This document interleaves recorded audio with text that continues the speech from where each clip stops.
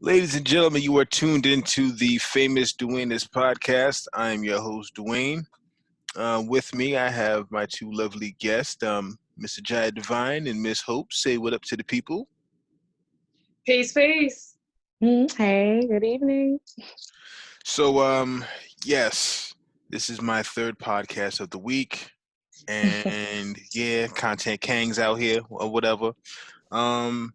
So yes, we are talking about pedophilia and child trafficking. It's something that once it starts to get like attention, then all of a sudden there's some sort of distraction that comes and just makes us forget all about it. Whenever, people start smelling the pizza, then all of a sudden, something else happens. So I'm trying to figure where to start at. I guess we'll start with, when did you first realize this was a thing? Like, that people did this kind of stuff, and like, what was your reaction to it? It had to be like after college. So like maybe like 10 years ago, even like maybe less, 8 years ago, like didn't realize how many people, because it's little boys and girls, were like actually molested. It's like, I think is at least half. I remember that Dave Chappelle told that joke on one of his stand-ups when he was like, at least half of the people in this room have been molested, and it wasn't by no fucking Michael Jackson. Like, so like I just didn't realize how just prevalent it was. Like, goodness gracious, like it's ridiculous. That's not even talking about child trafficking though. I'm just talking about just molestation. Child trafficking, that's just some like evil. Ooh, Jesus Christ. Yeah. I learned it at a young age, not through experience. I will say I didn't know what the word was. Like, I didn't know what pedophilia was. But I just noticed how so many children in grade school like to play house and like already knew what kissing was and things like that. And I'm like, what are y'all doing? I'm over here digging in the sandbox looking for rocks. Like, what y'all got going on? And then it became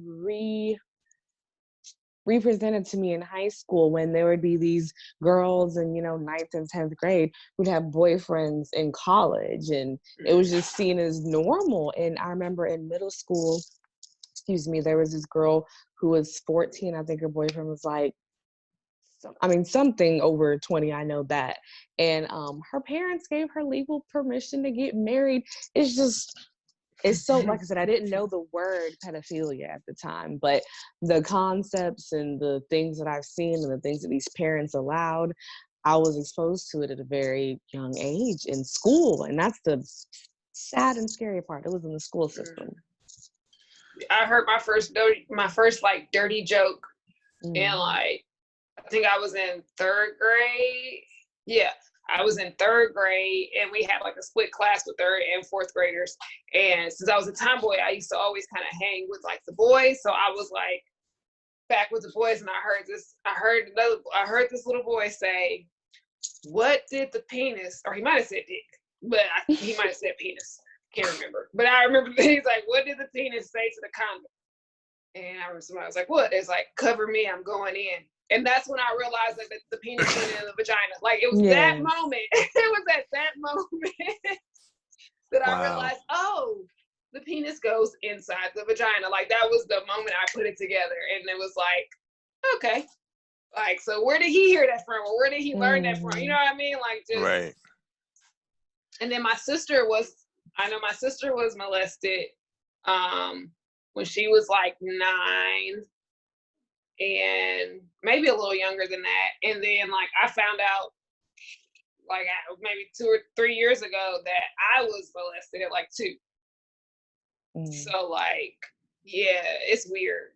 Like, yeah, it's like weird. It's too commonplace. Yeah, it's just too common. My cousin, she went to a sleepover when she was like 12 and got raped by like the brother's friend that was sleeping over too. Like, and he was like 15 or 16.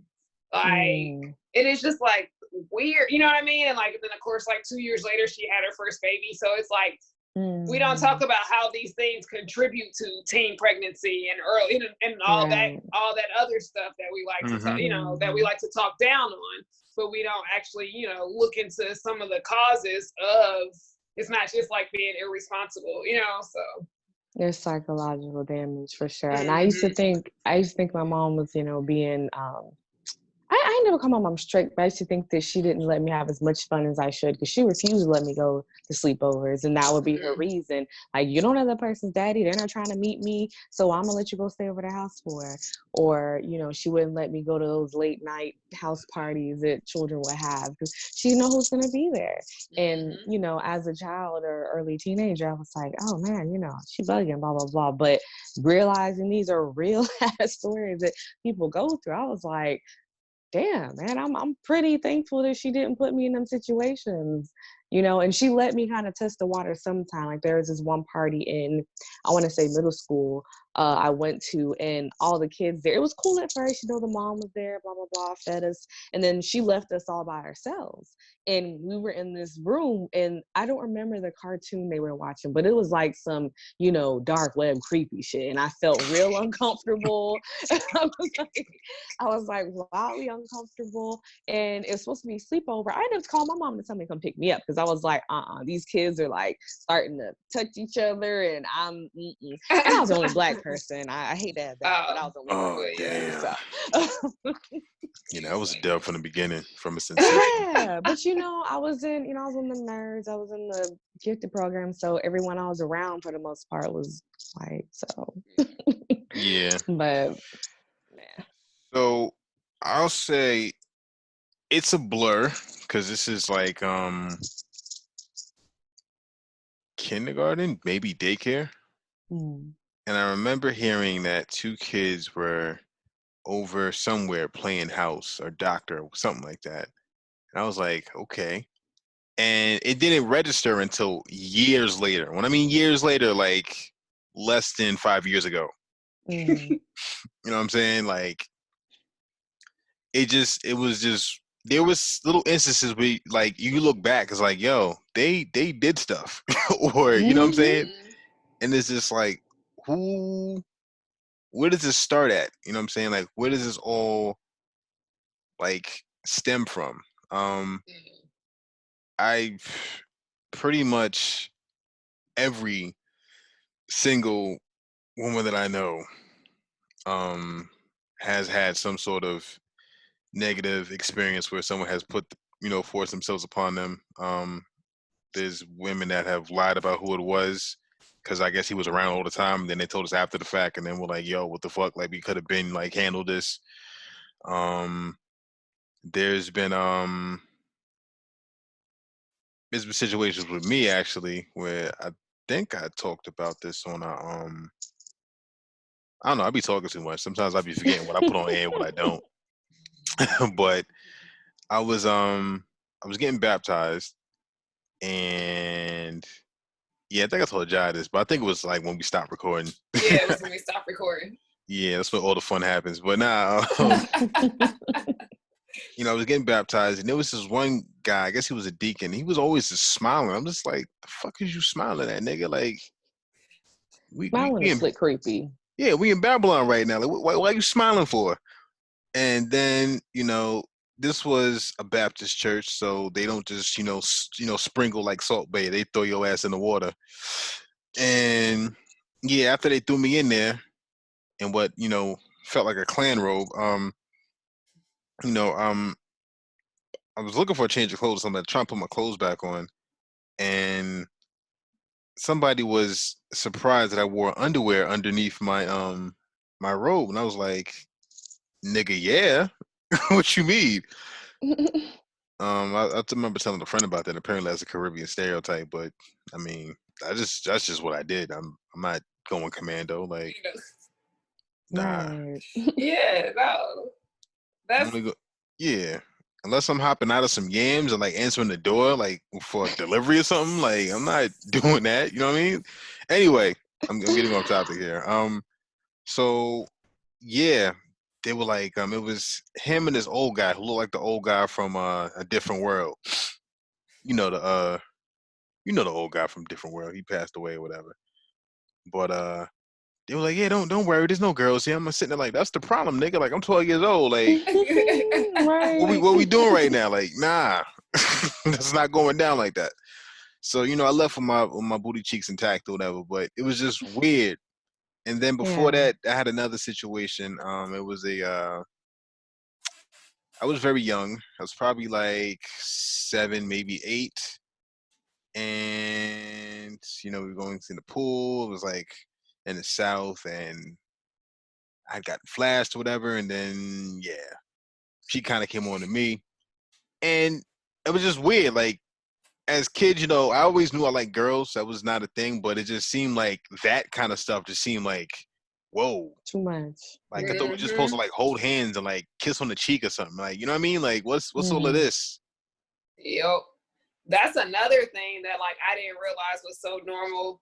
Or it's like guys, little boys being like 12 and being come on to by like girls who were like 15, 16, and like that whole dynamic, or just even like grown women when they're like 14 and might be like a for real ass grown ass woman like took their virginity. Like, and I've heard men say like I didn't like it. It was like weird, but then I like felt this pressure that they were supposed to like it though. Like this is what this is supposed to be cool. This is what I'm supposed to want. But at the same time, like they didn't really want it. You know what I mean? And like I didn't know how like normal that was. Like I was like, no, that's pretty much like rape. I was like, all right.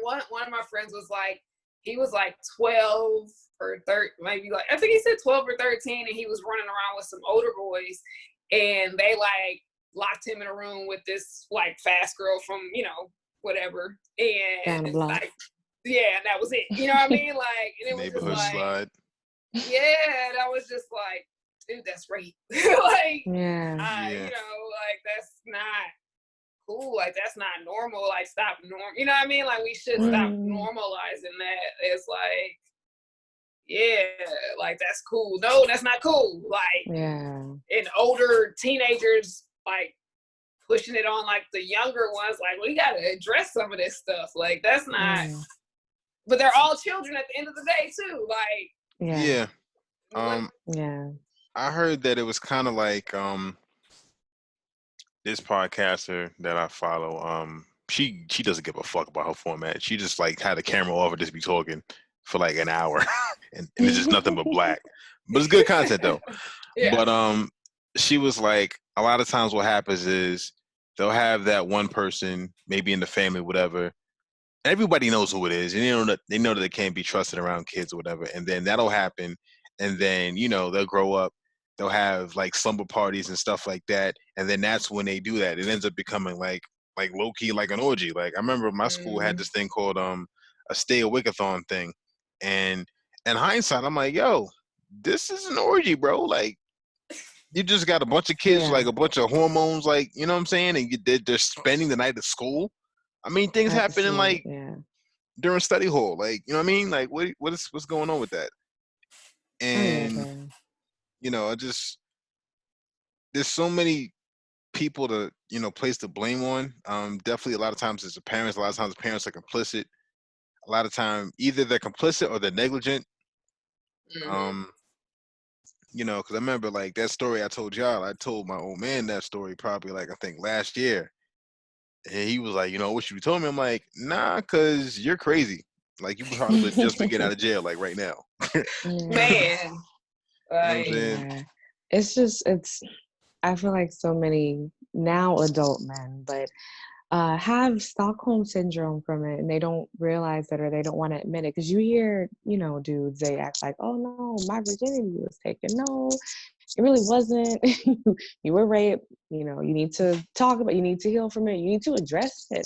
And they'll just keep on moving. And then they become these adults that pressure other boys into, well, not boys at this point, grown men into situations. Like the amount of dudes that I used to hear in school who would think that a guy who, you know, hadn't had sex yet, or even if he had, who isn't sleeping around with every girl that, you know, throws it at him, was a problem. Like, oh man, why don't you want that? Because I don't. Like, what's wrong with not wanting to, you know, throw it around there? But they don't realize that that comes from deep-rooted trauma that they went through, seeing sex at a young age, experiencing it at a young age, having it taken away from them at a young age.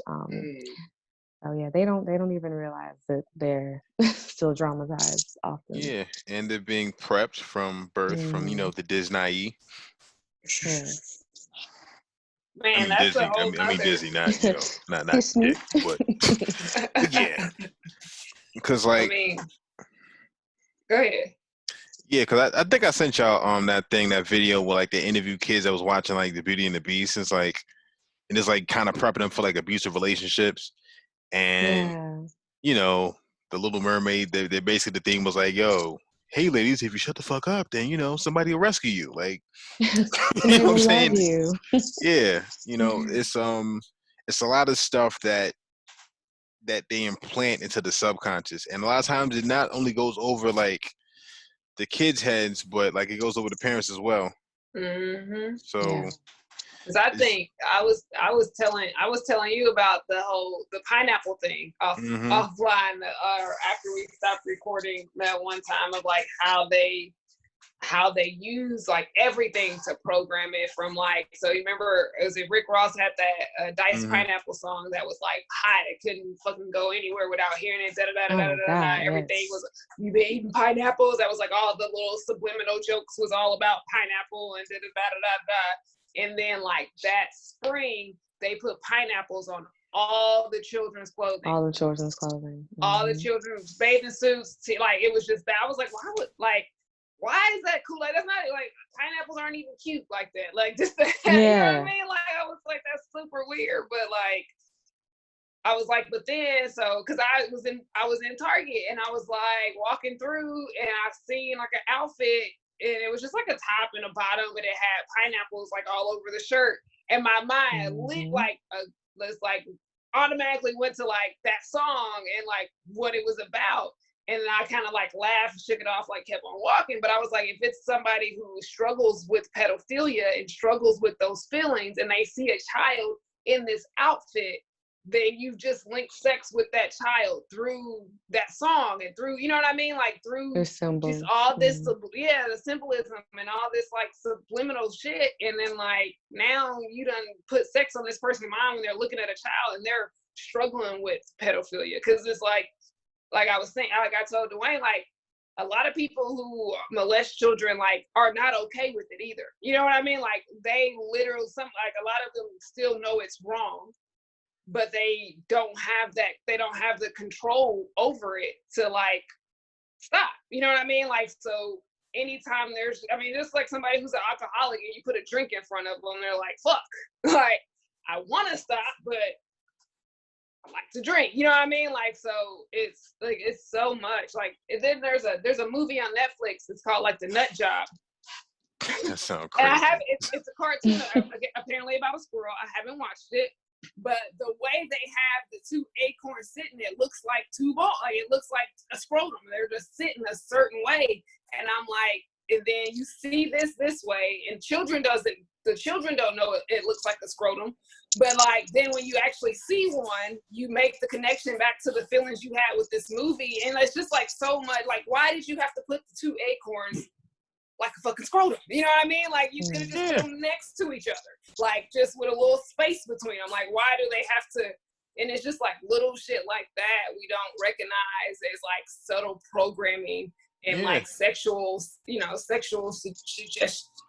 What am I trying to say? Sexually suggestive.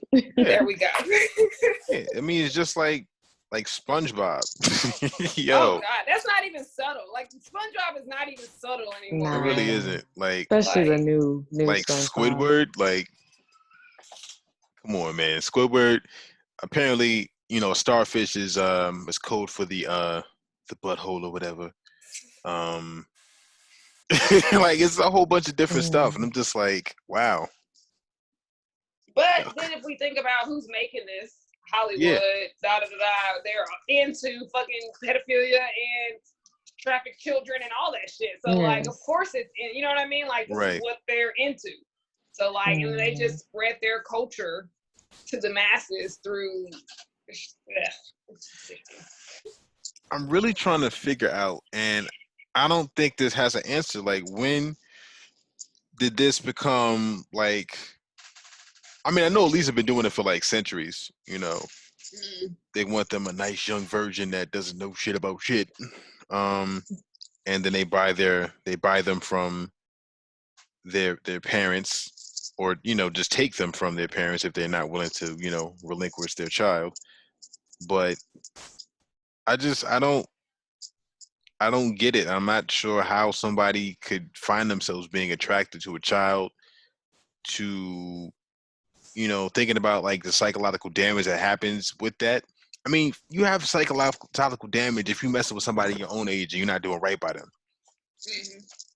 So like a child that doesn't know how to process that thing, like what's going on. Like it's just. Pedophilia also comes in a lot of different forms too. I mean, of course, sex is like the one thing that people normally think of, but I mean, people literally siphon energy from children too, like not even on a super deep level, something as simple as an older lady, talking down to a young girl for just being happy, and what you smiling for, sit down, stuff like that. It drains the child. You're not letting the child be the child. Or where a lot of people ask young girls, why are you so fast? Why are you doing this? Or why are you wearing that? Why are you trying to? She probably isn't. She's just wearing something that's comfortable.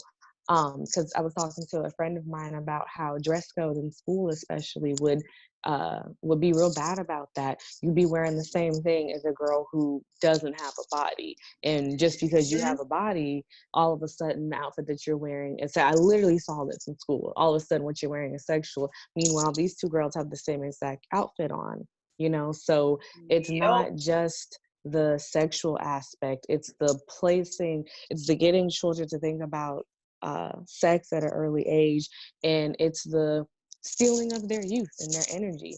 Like, I see some children sometimes and they have the heaviest bags around their eyes. They're tired, they're this. And I'm like, what are you so worn out for? A big part of this system we're under is literally draining the energy from children. Like, not even to get even on adrenochrome and things like that. Just literally, because people, like you were saying, you can still damage someone your own age if you're not ready. People regularly try to steal energy from people. Like, if they don't love themselves or they're insecure, what are they going to do to you? Beat you up so that they can feel good about themselves. And that's just on a basic level.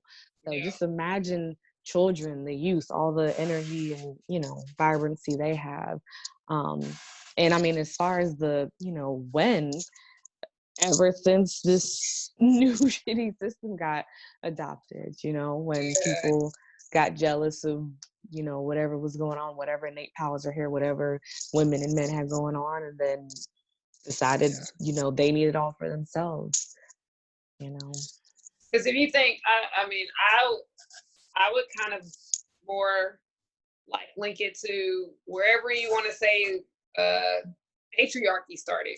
Because that's patriarchy is when you start looking at, and I mean, before that, if you want to go into like Greek and, homosexuality, but if we're talking like mass, it's just like when you are looking at a little girl and it's just like, oh, well, she started her cycle, she's a woman now. You know what I mean? Like, and the women are just the body. The women is just something to have children with. It's just somebody, you know what I mean? It's not, they're, not a person. So, she started her cycle, she can have babies and she can clean. You know what I mean? Like, that is, I don't know, to me, that's when it became like normalized and like, yeah, that's perfectly fine. Yeah, that's where that's what she's a woman basically when she starts her cycle, and now she can have a baby, so she's qualified to be a wife, And, you know, you can teach anybody how to clean, and she should know how to cook by now. And a lot of just taking away the innocence of just a child. And then as far as even younger, you talk about just taking the energy. Like I was telling Dwayne that I was like, I can understand pedophilia. Not saying that it's right or anything, but I can understand the feeling, because like even like sometimes when I was like real like depressed when my son was younger, like I would just take him to the park. That was like, if I ever just started feeling depressed, we lived in walking distance of 3 parks at the time. I would just go to the park, and to just sit there and watch him play with other children and them just having the time of their life without ever worrying about or thinking about anything outside of that moment always made me feel better then. You know what I mean? Like as soon as we leave or walk away, I might feel worse in an hour or whatever. But it always made me feel better. It's just like not depressed. So if you take someone who takes that a step further, you know what I mean? Like they actually want to engage in that innocence. Like, you know what I mean? Like on a sexual level, feel that innocence. And, you know, like, because it would be weird. People would look at somebody weird if they didn't have kids and they just went to the park and watch kids play. Like people like, that's pedophilia, you know, like that's kind of suspect that's behavior. voyeurism. Yeah, it's like that's kind of suspect behavior, but like it could also be like uplifting too, you know what I mean? But then it's like when you take that to another level and now you're like getting like more of a sadistic pleasure out of it, or like trying to actually steal the energy, or like you want that innocence for yourself, you're trying to tap into that. That's when more people start getting into pedophilia, like the sexual aspect of it, not just I'm just observing and feeding off the energy. So it's kind of like, you know, like energy vampires, like they're watching, you know, people. I mean, I'm just thinking, I remember somebody had put this on Twitter like a minute ago. It was like, yo, you got to be a serial killer to like go to like a amusement park by yourself. I'm like, yeah. Like, imagine like a grown ass man with a trench coat going to Sesame Place by himself. It's like, nigga, why you here? Yeah.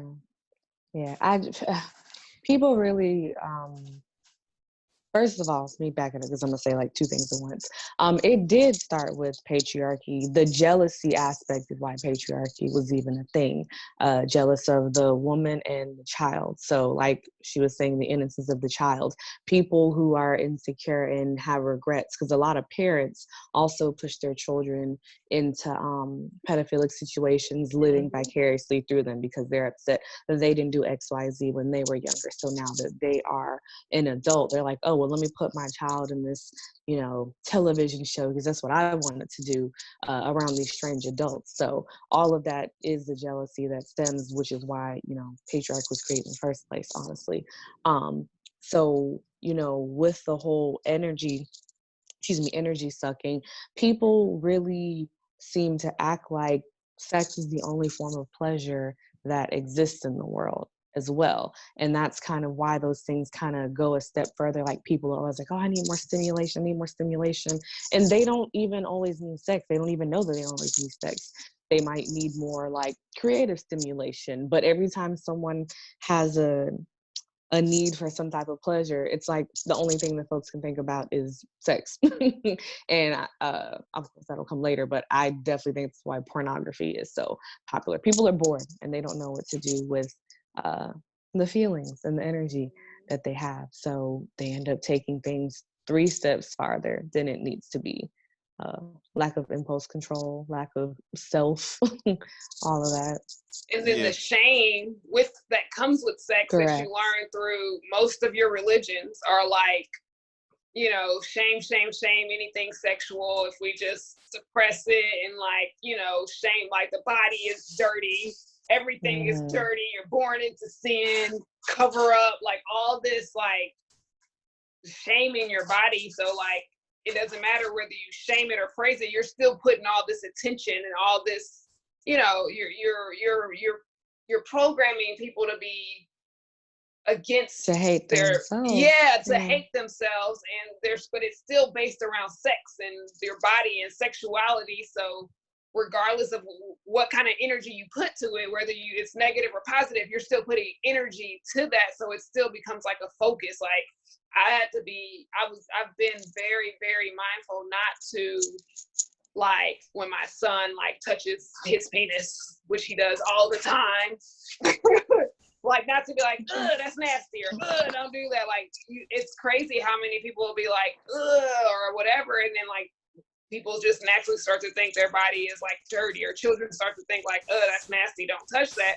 And like, I just been like, hey, you know, do that in the room. Do that when you're by yourself. That's not something you really want to just do out in the front room where everybody is. Like, there's nothing dirty about your body or any body part or whatever. So then it becomes like this secret thing, which primes children for to be molested and not tell anybody because it's dirty and it's a secret, and now they already feel ashamed about it happening because you told them their body was dirty and nasty and all this stuff. So it's just like separating and also not making sex and your body and nudity like this nasty, dirty, shameful thing that needs to be covered up or kept, you know what I mean? And like just all this stuff. It's so many like layers, and like, ugh, I can't even. It's just, yeah, it's a lot of damage and a lot of just negativity around sexuality and bodies and nudity and like.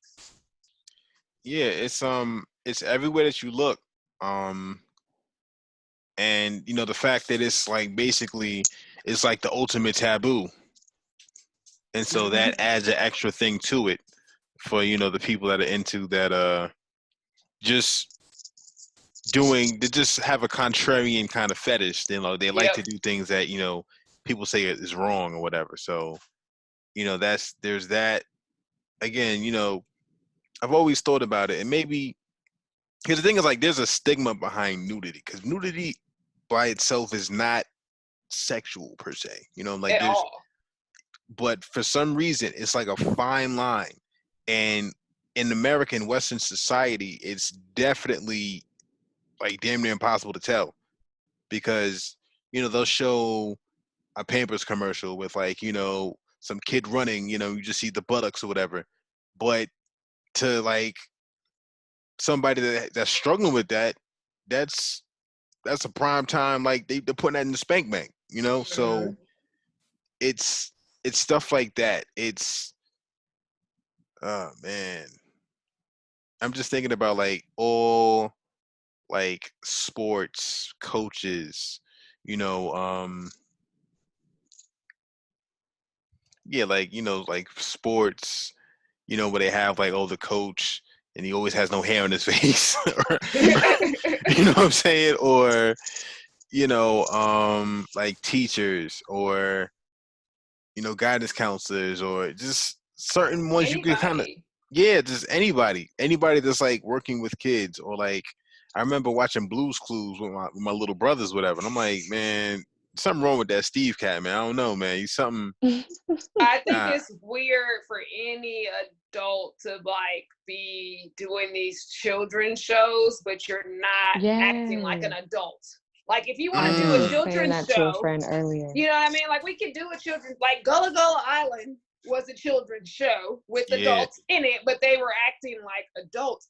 But when you do these adults that are acting like these like little overly animated, like big ass children, that's weird. Like that is just weird, because it's like they're not a child, but they're acting like it. I just feel like that's so confusing, because I be getting mad at my son sometimes. I don't know, some stuff he be coming up on YouTube, and like he expect me to act like fucking Blippi.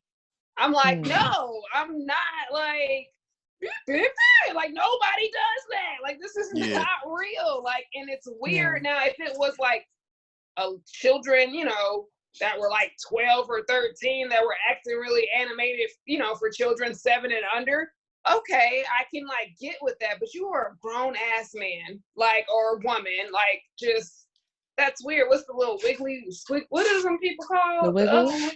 The Wiggles. Is that the Wiggles? Like, I think the dancing men, yeah. Yes, and I was literally just saying this to a friend earlier today. We were having that conversation where we were talking about how they're using a lot of 90s nostalgia of people coming back, like Bill Nye, who's just all over the place all of a sudden. And we were just talking about how in general it's just very odd to see adults.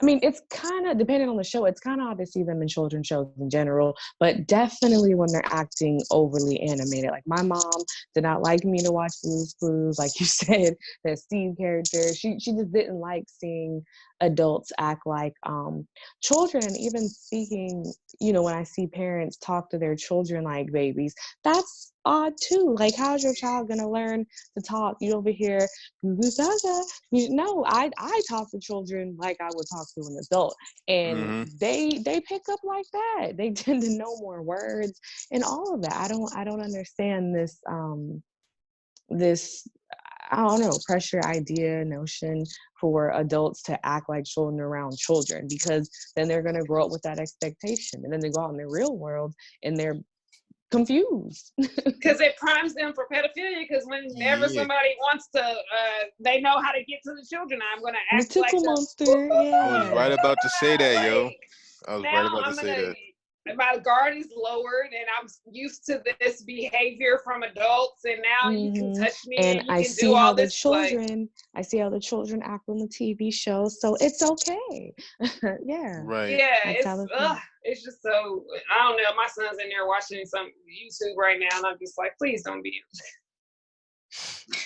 What are you in there watching? I don't know. Yeah. But it's so many layers, and it's just so much.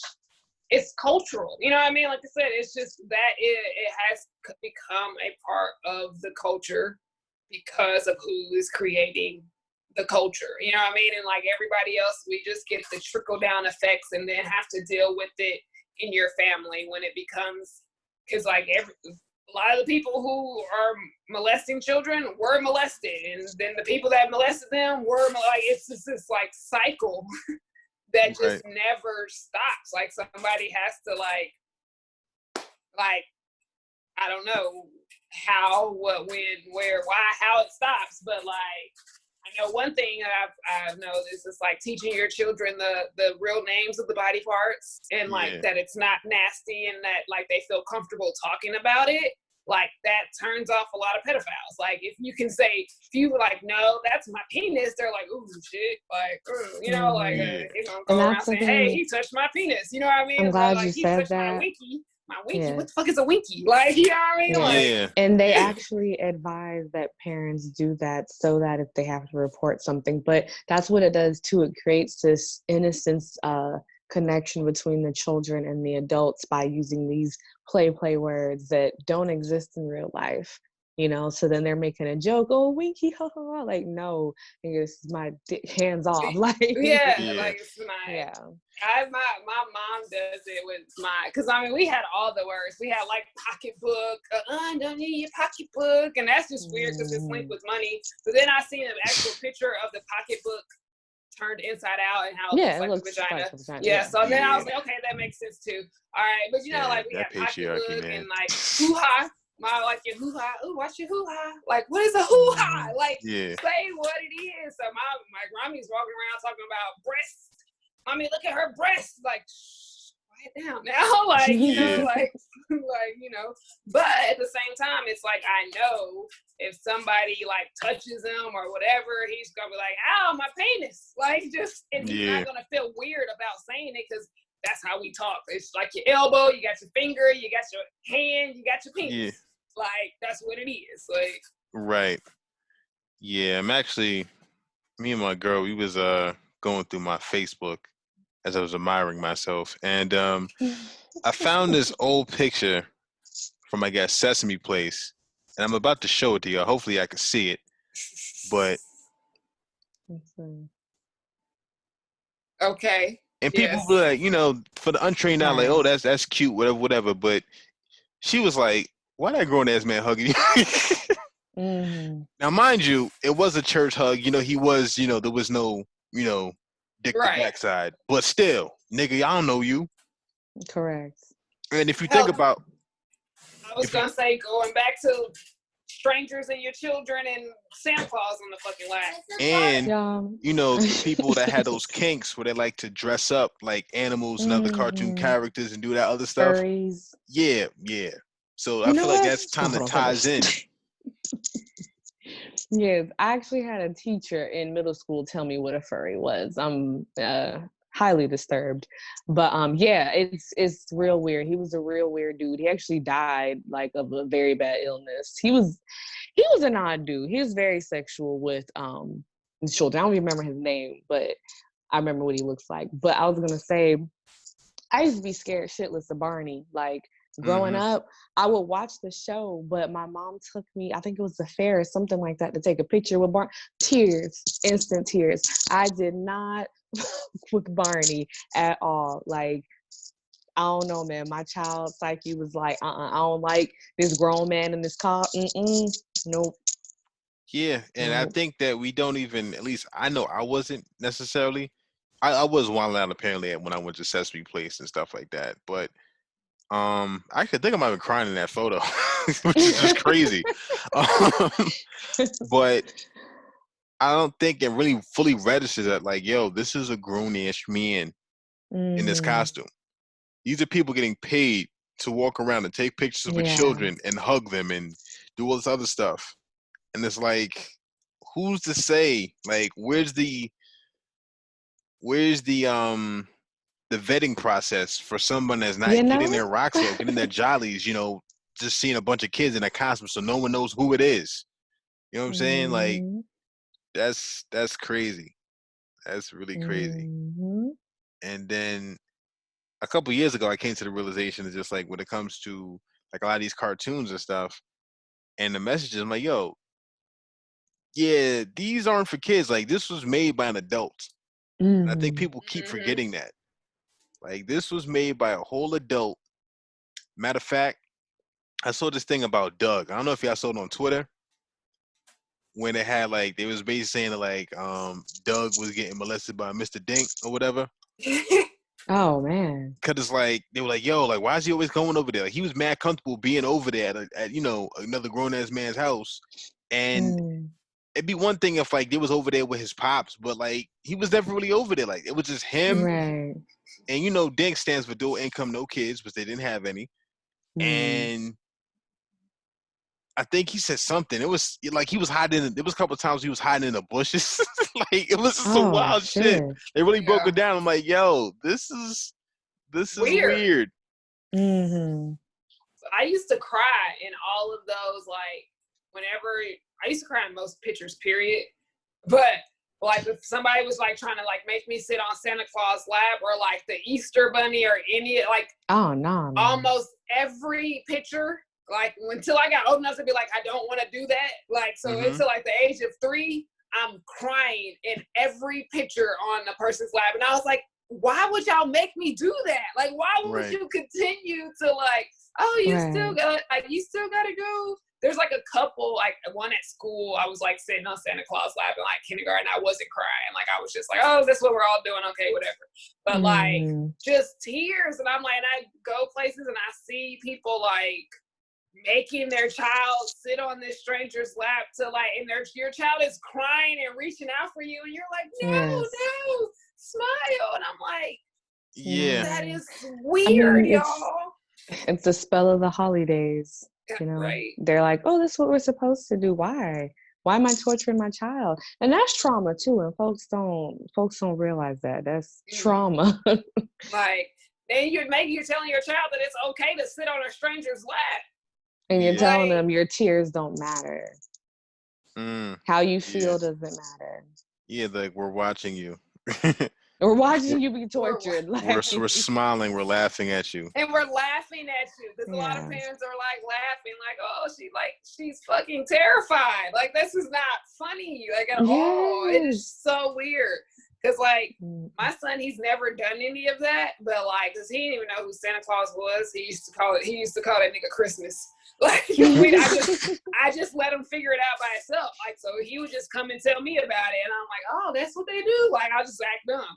So he's like, we go to the mall. And he's like, Santa Claus, like, came around the thing and, like, waved at him. And he, like, went behind me real fast. And he's like, "Mommy, it's Christmas." Yeah. He's like not trying to run over there and like go like see him and hug him or any of that, because like that's weird. Like that is weird.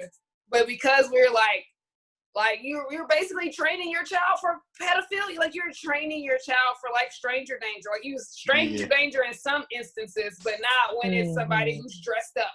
Not when it's somebody who it looks like they're supposed to like have fun, but like we don't even see the mixed messages that we're presenting somebody to in children. disguise. Yes. It makes room for manipulation really early on.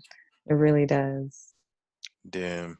I just thought about freaking R. Kelly with that damn Hamburglar mask and shit. Chill out. Chill out. Okay, so here's a question.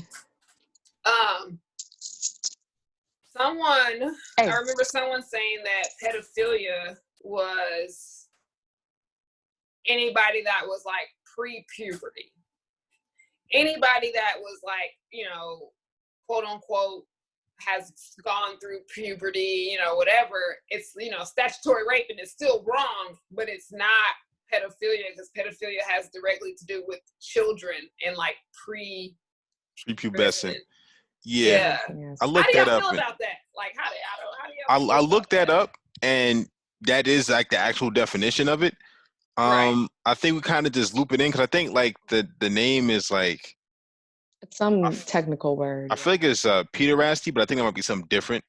I think it might be something different, but it also has to do with like, you know, dealing with like kids that they're just too young to be messing with you. But yeah, and that's another sick thing because there is one thing where somebody likes you know, somebody young because they're easy to manipulate and stuff like that, and then there's other people that like babies, like people like, oh, I think somebody said like, oh yeah, Kanye West's daughter is sexy. I'm like, nigga, what's wrong with you? Like, and there's always somebody with an anime character as their damn avatar or whatever. Which again, yep. See? My friend said that he had to get on a lady at his son's daycare because she was saying she kept calling his son her boyfriend. And like he was like, he heard it like the first time and he kind of just like, you know, like shrugged it off like, oh, my boyfriend leaving, bye. You know what I mean? And he was like, he kind of just walked out and was like, and he was like, then the next time he picked him up or something. She said it again, and then the way his son responded, like looking at her, like smiling, even though he's like 2, 3, he was like, yes, I had to pull her aside, and he was like, hey, like, you're not my son's girlfriend, like, you don't need to refer to him as your boyfriend, like, he's 3. You know what I mean? Like, he should be looking at adults like, you know what I mean? Like, that's just not okay. And he was like, and she was completely like, oh my God, like, I never even, like, she agreed with him. Like, oh, I just, like, we don't even, like, it becomes so, like, just normalized and, like, that's like, that's not okay. You know what? That's really not okay. Or, like, the fact that it's out of habit. It's out of habit. And, like, the amount of, women that like, I don't want to say they flirt with my son, but they're like, oh, he's so handsome. Hey, handsome. Ooh, what you know what I mean? Like, they do. And there's just like this borderline, like, it's not all the way, but it's like, he's fine. Yeah, you know gotta be like, like, there's people that do that with that intention. There's other people that don't. It's just out of custom. And then it makes it harder to differentiate who's who. And, you know, you think about on the flip side with like girls, you know, they might say, oh, hey, pretty lady or something like that. I guess, I don't know. I don't have no sisters. I'm just making shit up. Like, they look like pretty girl. They call pretty girl gorgeous. You know what I mean? Like all these things. Like baby girl. Yeah, maybe you should just stop commenting on children's appearances like that. I mean, that's you know what really, I mean? Like, yeah. I think that's really the only solution that we have. Is like, yeah, because it is creepy, especially when you're not on that familiar basis with someone like that. And then to answer your question about the that subcategory, there is a name for it. I forgot the name for it, where you specifically like teenagers who had hit puberty.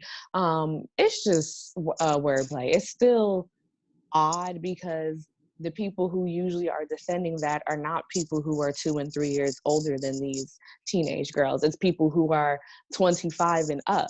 Like, right. why would you want a 15-year-old anyway? And as Dwayne said, it's mostly rooted in the need to control. And I don't know if y'all remember seeing this ridiculous man's thread. I don't remember his Twitter name, but he was like 30, 35 or whatever, and was making excuses for why it's okay for men to want a 20, 21-year-old. And I'm sitting here like, the first age you listed isn't even legal drinking age. Like, what y'all finna do?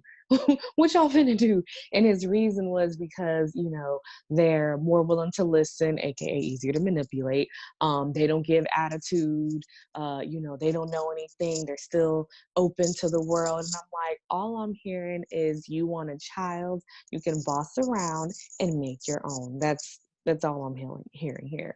So it's still rooted in that idea of pedophilia. Folks just think, oh, because we legal adults, it's cool. Like, dudes on Twitter who got in the habit of asking these movie stars, when you turn 18, when's your 18th birthday? And I said this before on Twitter, the Chloe and Haley sisters. Folks keep talking about, the older, or excuse me, the, slightly curvier one, and saying, she can't wait to let loose. She finna bust open. Why are y'all talking about y'all her are like that? 7 years that's older mad than weird. this little girl. Why are y'all talking about her like that?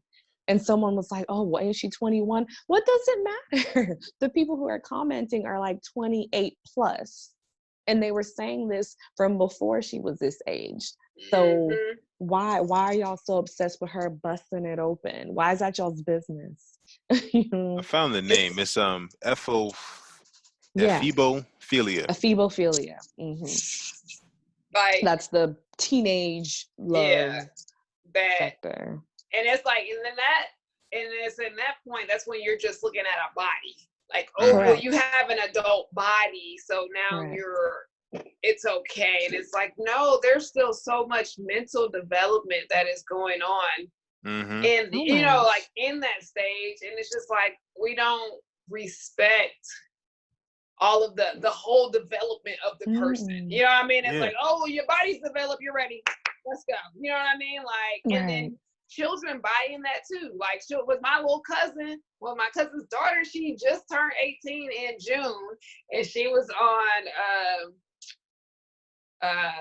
she said something on Facebook, and she had her little picture, and she was like, boy, I'm 18 now and I'm legal, you can harass me. You know what I mean? Like, I was just like, oh my God, like, but I already know that they've been in her inbox since at least 15. I already know they've been in her inbox since at least 15, because she been popping. Like, I'll be like, dang, y'all, like, can't nobody fit nothing. Like, I'll be trying to hand, like, oh, I got these extra pants and stuff, and they be like, can't nobody fit your I couldn't even fit that when I was a freshman. Get out of here. I'm like, I was just trying to help. Like, my cousin's 5-year-old daughter, I gave her some shorts. Like, if she was rocking them, and I was like, this is a damn shame. But like, and it's just like this weird thing, because then the children also think that that's how it should be. Like, I got ass now, I got breasts now, like, that. You know what I mean? Like, it's whatever. And the funny thing is, we still go through like another set of puberty when you hit your early 20s, and our frontal lobe isn't even fully developed until 25. And they absolutely perpetuate it in school, because I was talking all this stuff I was talking to a friend about. We were talking about how back in school they would have like ass grab day, tit grab day, and we'd be 12 years old, and dudes be walking up, oh, you ain't got nothing to offer, no man, no ass, no tits. My guy, I am 12. I'm not even thinking about offering a man. And they were serious, and they didn't even know why they were serious. That's the sad part. They were so serious about it. And I'm like, I've been on this earth for 12 years now. You telling me I need to start, talking about getting a man. And a lot of the boys that we grew up with love to have short-term memory loss as well. Like they weren't the ones doing that and then come in your DMs later. And it's not about being bitter. It's you were trying to sexualize me at this young age. So now that I have a body that you find attractive and I'm older now, because that's how puberty freaking works.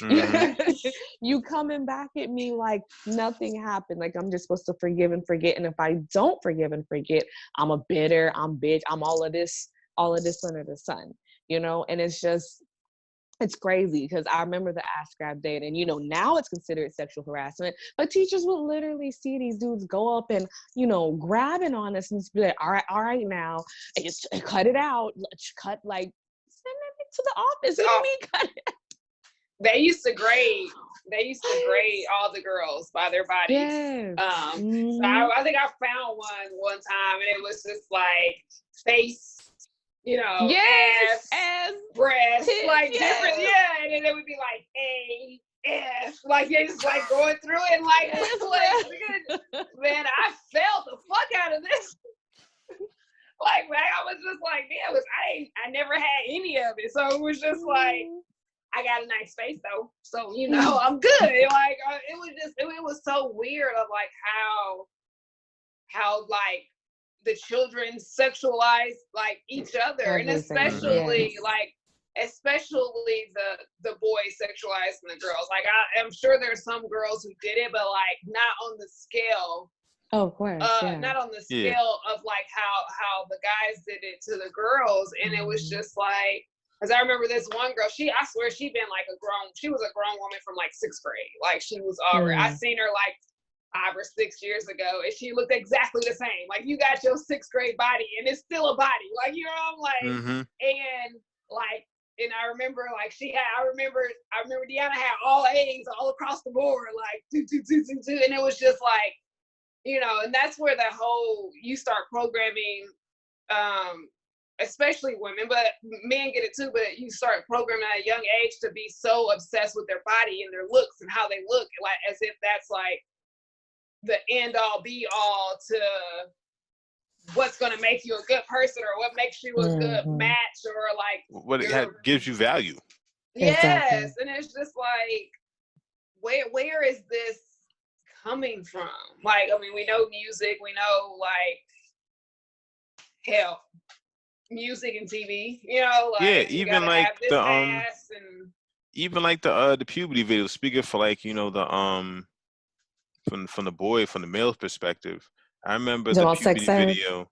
Yeah. There was like 2 of them. There was a sex ed class like later in high school. I think it was junior high. They had that one, and someone's like, my penis isn't bigger than is smaller than everyone else. Does that make me less of a man? And everybody in the class was rolling. I'm like, first of all, you're a child. Right. First of all, like, and that was one of the things. That was one of the things that that was like the worst thing that could happen to you. Like, obviously, I guess, being black, whatever, if you can't fight or whatever, then that was something else. Like, oh, you're a coward, whatever. But then the very next thing, sometimes it depends on, whatever. Like, was that like, like you're not endowed or whatever, and you just had to suck it up. Yeah.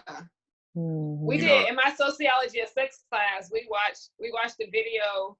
I think it was called Private Dicks, and it was basically where they interviewed just a bunch of men about just their experiences around their penis, about like how they, just how they felt about it, how other people felt about it, and there was one guy, he was like, it's been an embarrassment my whole life. Like, it's just like one of those things where like, like I just know like women are not going to like be interested in me after they see my so like you just kind of like, and he was like, it was literally like torture for me to even try to attempt to have sex with a woman, because like literally laughter when you pull your pants down, like, or just whatever, and how like he a lot of times just turn to prostitutes because they just gonna get the money. You know what I mean? Like, they're just gonna,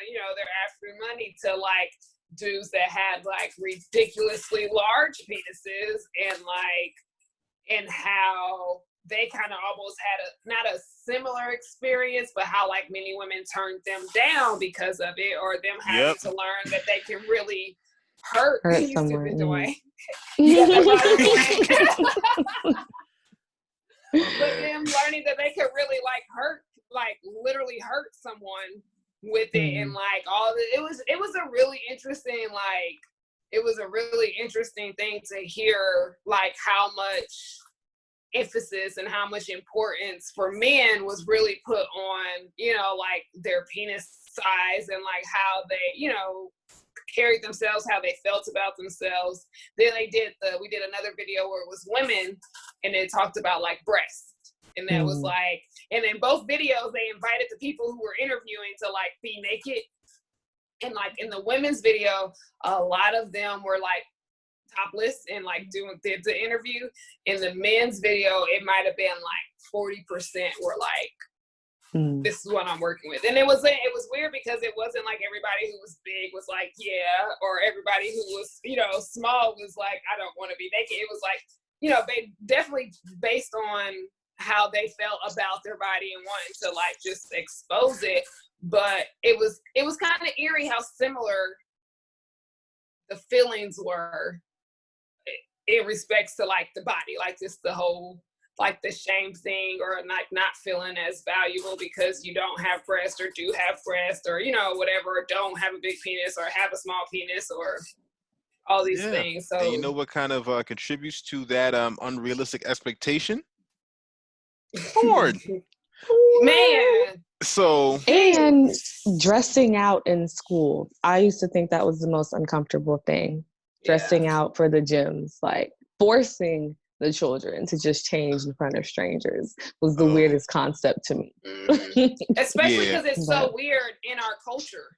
Like when I was in Holland, like no one had a problem. Like everybody would just get naked and like do their thing and shower, and like the little children. Like I remember we walked in the gym and there was like 5-year-olds, like maybe not 5, they're probably like 9-year-olds that had a basketball game before us. And then we were going in the locker room and they were all like just showering, like completely naked, like talking to each other, like, yeah, no, like talking about the game, and it was completely normal.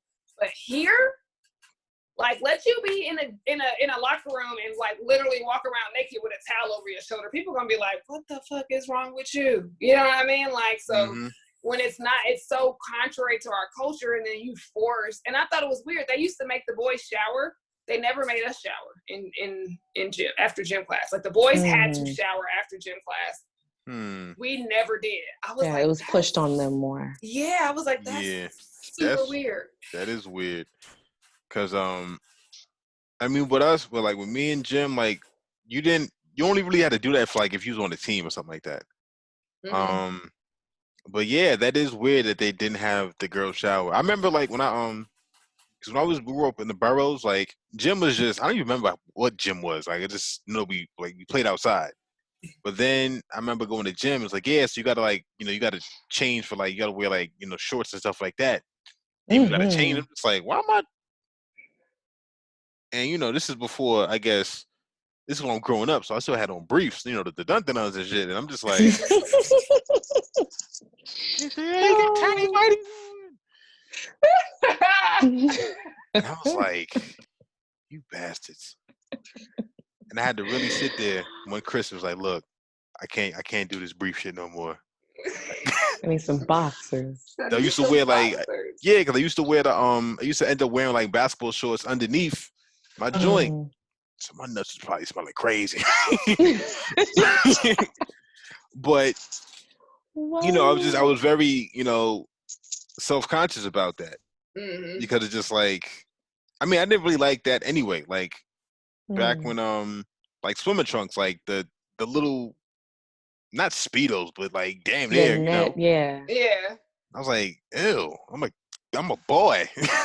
I'm a boy. Like I'm like 8 years old. Like I feel mad like naked right now. Like because like in my mind, I'm thinking like, yo, this is no different than being in my underwear and seeing cartoons whenever somebody's in their underwear or like in their boxers or whatever, they're ashamed. You see that. So that puts that in your mind. You need to be ashamed of your body. Yep. Yes. It's so, and that was like culture shock to me to be over in Holland. I remember one time because then we were in the shower after a tournament. So I'm like trying to act normal because they're all acting so like nonchalant about the shower. And I'm like, was never like ashamed of my body, but I was just like, okay, I'm not like trying to have conversation. I don't know these bitches like this. Like y'all just in the shower, like having full blown conversations. So like I'm showering and like I feel a finger on my back.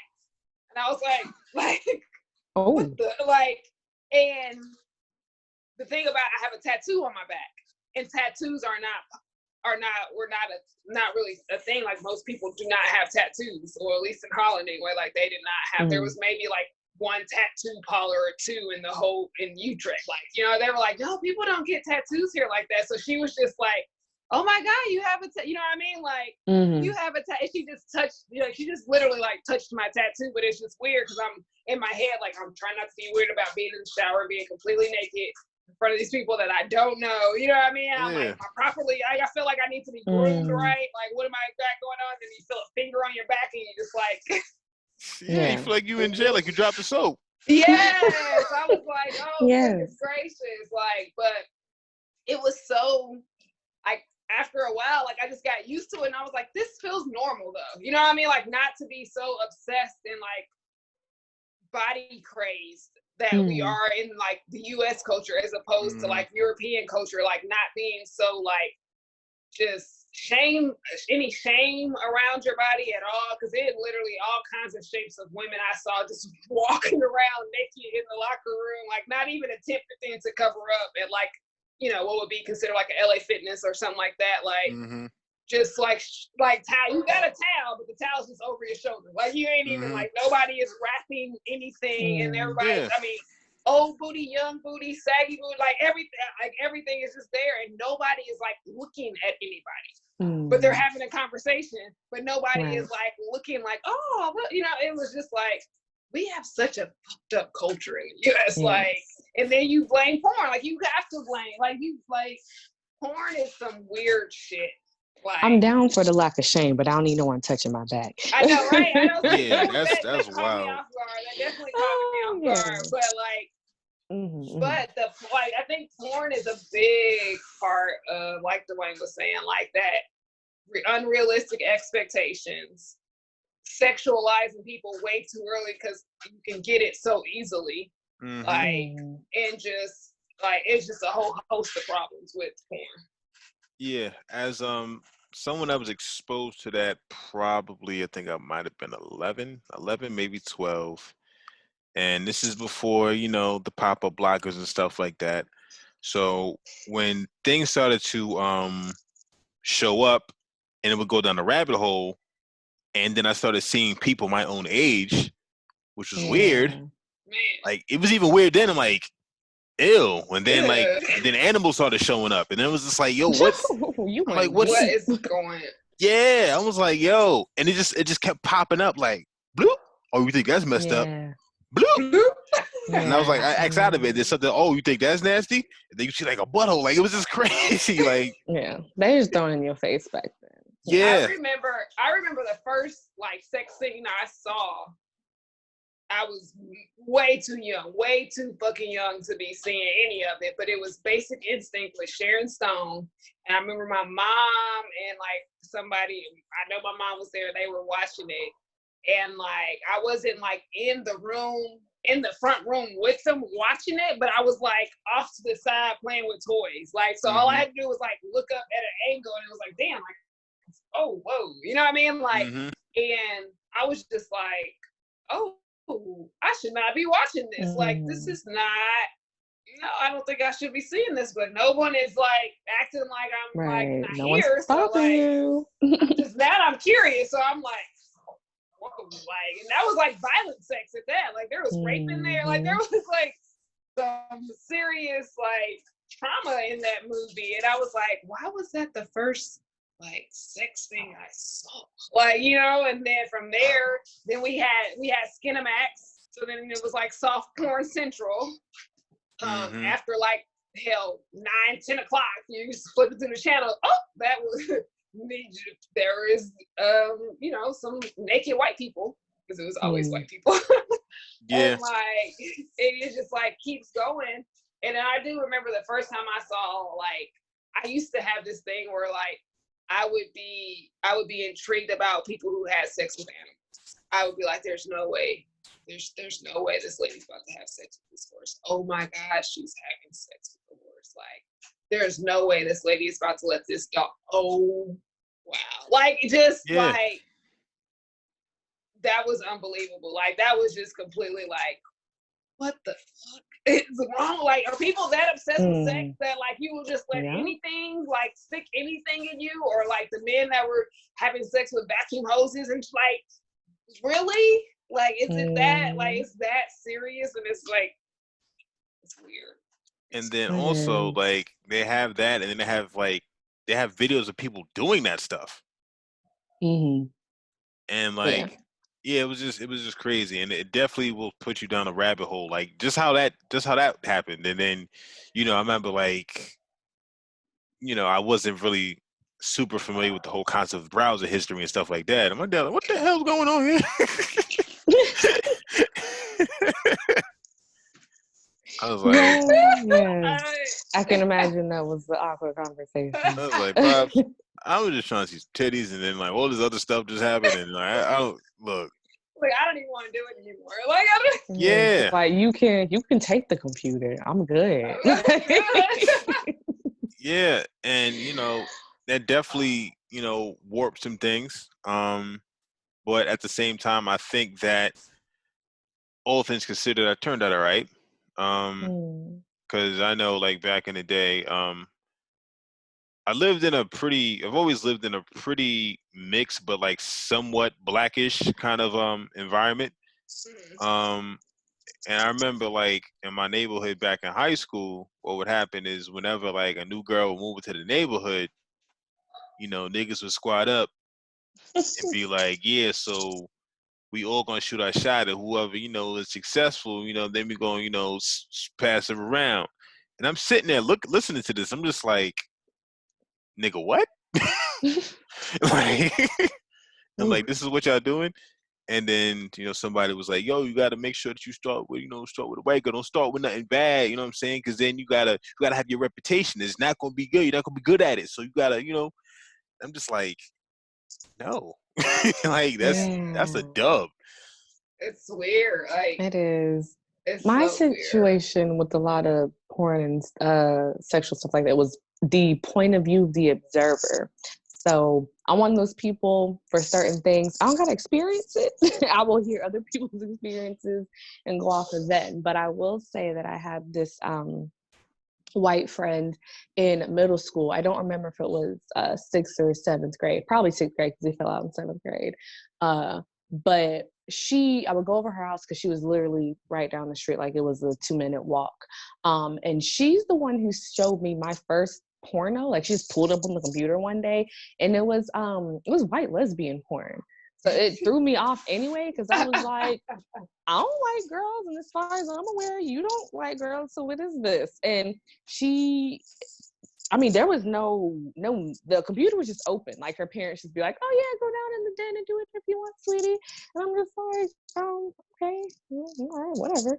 But she showed it to me, and it didn't do anything for me. It did make me want to watch porn from like I'm trying to get off, since I got like research based like on curiosity. Yes. Yeah, I was like, what is this? Like, I was completely mind blown. I was like, what is this? Is this like a thing? Do people record them? Is this a job? Like, and so I had so many questions. I've had questions too.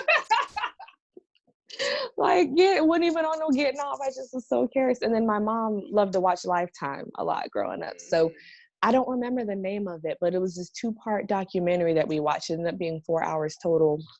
that talked about sex trafficking in young girls. I want to say it was like Ukrainian based, but it started out over in America where a lot of the girls would get taken at young age, kidnapped, parents would willingly, give them away, whatever have you.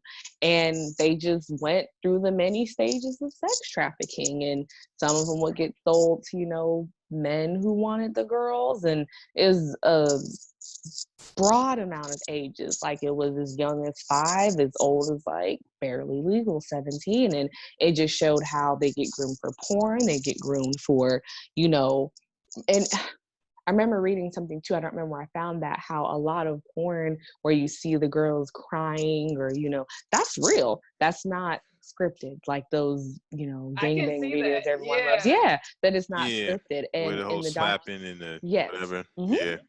Yes, and the documentary that my mom and I watched, and that was at a young age as well, they said that most women who played those roles were sexual assault victims, even though they were acting, that actually happened to them, and that's what made, the docudrama so real. But yeah, mine was just like a research, because I was confused. I didn't know that this is a real job. And then when I would hear other dudes talk about porn and what this, and I was like, oh my gosh, I'm so late to the party. Like, what's people been watching this since they were like 7? Like, it blew my mind. And like up until probably maybe 13 or 14, it was all for like comedic purposes. I guess like you were curious. Yeah. I remember, man, white people would get you into all kinds of shit. Don't they though? Listen, hate to say it, but don't they though? They threw this joint on, and I was just watching, because I guess it was still funny. It was still, I'm still kind of immature. I was like, oh, boobs, so whatever. But then at the end, it was I think it was a guy and 2 girls, and they ended up what's it called? Snowballing, I believe it is. And I was just sitting there like, yo, what? what? Like, it was just, again, like, just very weird, very like, and it just seemed like the more disgusting it was just like, it's just, this is weird, but I can't stop watching it. And it just, and that's how I think it gets you, because it's just like, who thinks of this stuff? Who think, like, no one would naturally think of some of these things to do during intimacy. It was somebody you supposedly have a connection with and like love. Like you would not be like, that's like, like the whole concept of the money shot was just like, who thought of that? Like, but I remember. Oh, go ahead. No, I was just like, it's just so much. Like, it's just overwhelming to like, who, why, like, and it all comes from porn. Like, anytime somebody like wants to do these things, it's like they saw it in a porn. Like that's because it's not a natural feeling. And I remember not too long ago, a couple months ago, I was visiting my mom, and I was taking her to the sex store just because that's the only place in her town that has incense. Like, that's all I was trying to buy, some incense. Like, I'm so serious. There's like 2 smoke shops, and I called them and they're like, no, we don't sell incense. I'm like, what? I really gotta take my mom to the sex shop? Like, but their prices are good, so But anyway, she was like, making her little jokes. And I was like, Mom, I promise you, I just make a beeline for the incense and I get out of there. Like, I don't even go to the right side of the store. It's right there in the left corner. Like, I know exactly where it is. And it was this couple that was in there, and the girl was not having it at all. Her dude was trying to get her into this thing and this thing, and he was like, can I get this? And she was just cussing him out in the store, and you could tell that he'd been watching like all this porn from a young age, because she was like, what bitch you doing that with? Because I don't do that, and I'm not down for that. And rightfully so. I couldn't even be mad at her being angry, because he knew it. And then when they were ringing out, he was asking the cashier like some questions, and knowing the cashier would genuinely answer, and she just grabbed him and was like, nah, we getting out of here. And I can't even be mad at her because one, he knew this before he got with his girl, and clearly they've been together for a long time. And two, he over there, you know, trying to play out these fantasies. And I hear often from people too, a lot of my guy friends, they don't even really enjoy it when they do it. They do it because they saw it on a pornography, and then when they actually try to do it, they don't mentally screwed up the both of them. Like, Yeah, I've heard a lot of that with people that have engaged in sodomy, but oh God. not really my thing. But anyway, Come I've been to those on, kind it's of where you shit out of. Why would you stick something where you shit out of? I mean, they Yeah. say the stimulation. That's my disclaimer. Okay, we can stop now.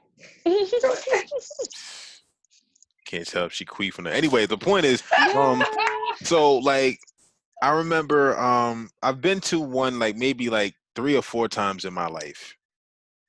Each time was with a woman, and a lot of times it was funny, but every time there was like points where I was just like, ew. It was just like I just felt my skin crawl. Like it's so much. And I think the weirdest one I went to was in the Village. This is like at least 10 years ago. The girl I'm with now, we was there. We had just went to a concert, and we were just, you know, around the Village. Now, for people that, you know, are not from New York, the Village is where the Village people are from. Gotcha. So there's a lot of, you know, like I think the cashier had, you know, like the some sort of like lollipop rainbow dangling necklace or something like that. She was trying to hit on whatever. And I would just see all this kind of stuff. And then they had like little peep shows and stuff. And I'm just sitting there like, we are a sick society. Yeah. I'm like, it's like 2 a.m. And we just, you know what I'm saying? And there's just people peep just out here. And just the most. But then, you know, people like Hope was saying, like people like to a lot of people watch porn. Like a lot of people watch porn, and then they like to not think that it contributes to all of this other stuff, like pedophilia, like sex trafficking, like they like to pretend like they're not feeding this system, like and feeding all of that hell, just whatever. They're not feeding it, and it's like it's all a part of the same thing. It's all a part of that sex culture. So like you can't separate you watching porn from sex trafficking. You know what I mean? You can't separate, you know, the woman who might actually willingly be selling it on her own in her house from the woman that is kidnapped into it. Like you can't separate and say like I only support this or that, because it's all feeding the same culture and the same system and keeping it going, because it's like supply and demand. So like you know what I mean? Like so if there's a big demand for it, then people who don't care about selling children or stealing people are like, hey, we're trying to get in on that money. And at least so we're gonna, you know, hey, listen, we gonna it's capitalism, you know what I mean? Like, hey, there's money to be made. You like having sex with women and giving them money. I'm gonna make some women do it, or you know what I mean, or men, or whatever. So it's like you got to throw all of it away. You know what I mean? Like you can't keep your little, you know. We like to try to compartmentalize things in U.S. culture and try to separate it as if they're like, I can keep this little part of it without it adding to the bigger problem. Like, if everybody keeps their little part, that's the problem. Like, that is the problem. Are you willing to let it go in order to have a healthy culture, or are you just so sex crazed? Because I have a friend right now who like literally is like, it's almost an addiction. To the point to where like, not an addiction, like he can't stop watching it, but like to where he has trouble having sex with women and getting off because because of porn, you know what I mean? Because that he's like perfected watching porn and getting himself off. So like he has like he can sometimes like not get off with women because he just has these kinks. Yeah, like he has these like certain kinks and stuff that like, and I'm like, dude, you might want to stop watching. You might want to just not have sex for a while. He's like, there's just this beast in me. That's what he says. There's just beast. Like, yeah, he desensitized. Like, I was like that for a little bit. Now, the thing with me is, and it was just like something that was instinctual. I'm not even sure like why, but like whenever I was like talking to somebody, and this isn't like, oh, I just ran into some girl in college, so now I'm gonna stop. But like I would stop watching that. That would just take up my time. That like filled that void, if you will. Yeah. So, and that I've left that in the past, the whole process, as far as like watching that, realizing the psychological effects and stuff like that, and that was one of the things I was like, yo, I'm gonna stop doing that because I'm having women in tears, like, oh my god, am I not good enough, and all this other stuff. Yo. Oh man, definitely. Like that is his story. Like that is literally his story. He's like, I be tired. He's like, I want to too, but I don't know. Yeah. Like, like it'll be hours, and then once they get once they feel like they exhausted all resources, then they start offering like weird things, and I'm just like, yes, because they think that's what they need to get I'm you like, off. Yeah. Like, no. Yes. You don't even know my last name. We're not doing this. I mean, that's facts, and it's. I guess with all the programs that are out here, I really don't understand how people don't understand that there's deeper psychological, things with all of this. Like when I made my tweet a couple months ago about, if you can't admit that porn is complicit, trafficking, then you probably have an addiction yourself, something like that. And folks in the comments was like, oh, you mean child porn, right? No, I mean all porn. Where do you think that they get the porn stars from? They don't just they start them out as children and groom them up into these ages, like the barely legal category. Do you understand what barely legal means? Like, no, it's not just child porn. If I meant child porn, I would have said that. And then that girl who, when Pornhub got exposed, which is just one of many, and they're like, oh, here's an ethical porn website. Like, ethical porn. What does that even mean? That's the joke. That's the joke of the century. Ethical porn website ran by women. So women pimps. That's what you're telling me right here. Madams. Exactly. Female pimps. You're telling me it's a bunch of madams, okay? I think there is I think they do have, at least last time I checked, which wasn't a while ago. It was like I think it's called like female friendly maybe. And I was like, ew. Like, but it just makes it worse. Yeah. Yes.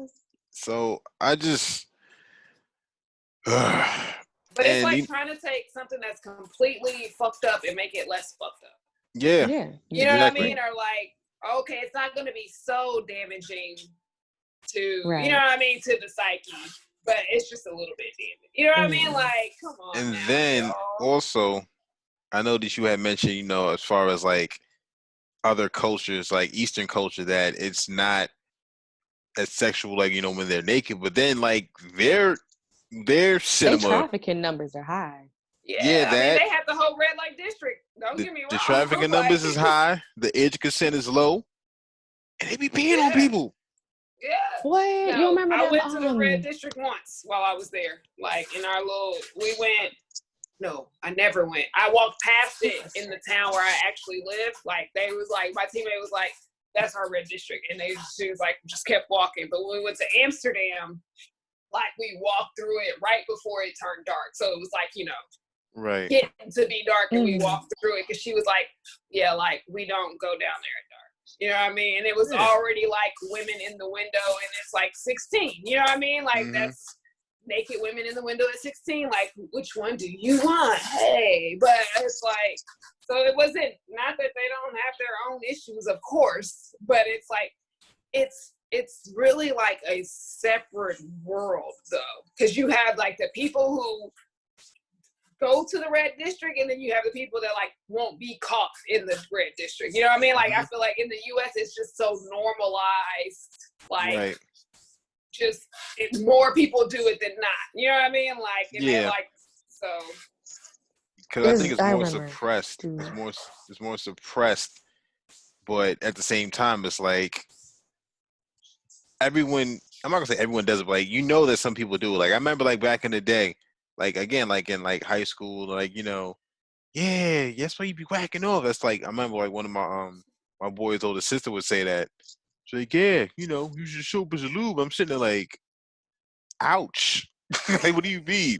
But yeah, it's just like some people would be like ashamed that other people like they was like, nah, I do that. And now I know you see it on Twitter. They got that thing with the lobster from SpongeBob, and it's like me, and then this has him punching somebody else. It's like my meat. Like, Oh my gosh. I'm like, Beating my yo, meat jokes. Yes. Yeah, and some things be and it's funny, but at the same time, it's like, yo, you're proud of that. yeah. Like, if you really think about it, like if you isolate the situation, like you're sitting here touching yourself while looking at a screen of other people that you do not know. Getting on. Weird. It's weird. It's weird. kind of gay too if we being real about it. And I remember where it was, Dubai. I was like, where was that trip that all them girls were going to? Dubai. When those stories ended up coming out about how they were, going, the men didn't even want to have sex with the women. They just wanted to torture them. They wanted to literally shit on them. Like, and if they went through with the whole thing, they got, 10 grand or whatever at the end of it all. And they were over there recruiting other girls, come to Dubai, do this and that. And, it took so long for people to catch on. I'm like, why do you think they're getting free trips across the country? Like, what do you think is, you just think, I'm just rich, wealthy, and I just want to spoil a girl. No, because while those cultures may not have as much of a taboo on nudity, where they have their issues is they still don't respect women. They might be even more patriarchal, at least outwardly, than we are here. And that's the issue. And that's why that trafficking is so high. And I mean, that's low-key a form of trafficking too. The girls from Dubai, like, hey, come on over. I'll show you where to go. I'll introduce you to the men who are going to torture you. I'll get you paid. I'm going to be your pimp. Low-key. Like, it's a pyramid scheme trafficking thing. Like, yeah. I think I almost somebody tried to sex traffic me when I was in Holland. I was at a club and the guy was like, and it was a guy, he spoke French and Dutch, but he was an African. And he was like, so we were trying to have a conversation because French is kind of close to Spanish and I was a little more fluent in Spanish back then. And so like we're trying to like work out this conversation because there's not a lot of dark people in the club. So we're just having this conversation. And he like we ended up exchanging numbers and he sent me an email. And in the email, like while we were there, he had said he knew a few words in English. He said something like modeling and blah blah blah, and I was just like, whatever, I'm here, exactly, right? So then he like sends me an email and has all this information and whatever, and he's like, okay, yeah, meet me here, and it was like in like the next town. And I was like, no, just meet me downtown, like where we in the same place in the same fucking city where we met. Like just meet me at the like train station and that like outer, the out part, whatever, like where there's lots of people at the fucking Starbucks. They didn't have a Starbucks at the Starbucks, like right there. And then he was like, oh well, I'll send you the money for the train. That's not what we're talking about. So then finally he was like, yeah, okay, yeah, that's cool. So then I go like an hour before we had something else to do. So I go and I'm just chilling at the Starbucks. I already kind of felt like after those emails that it wasn't going to show up, but I was really kind of curious about how this could go. So they never showed up or whatever.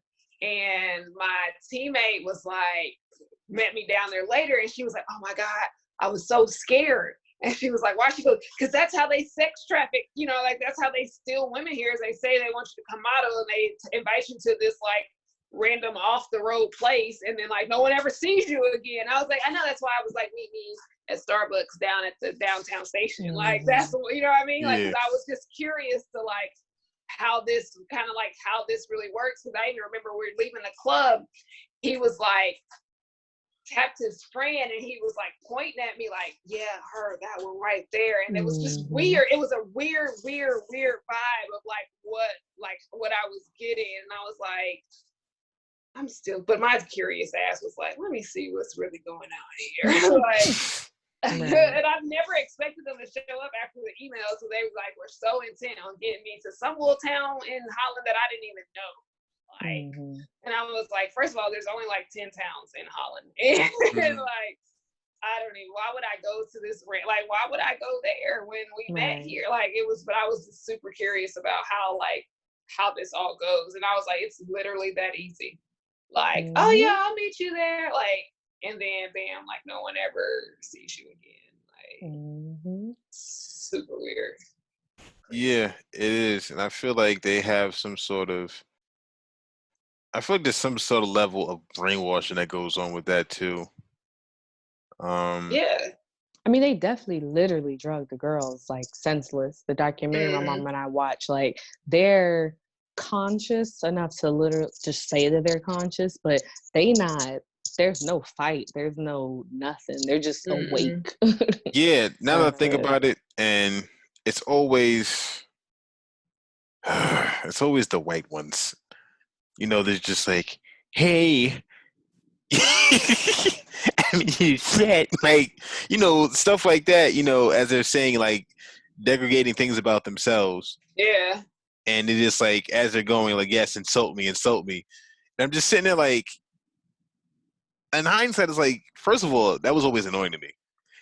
And then in hindsight, it's like, yo, it's like you're trying to, I don't know, like you're giving that person pleasure and degrading yourself.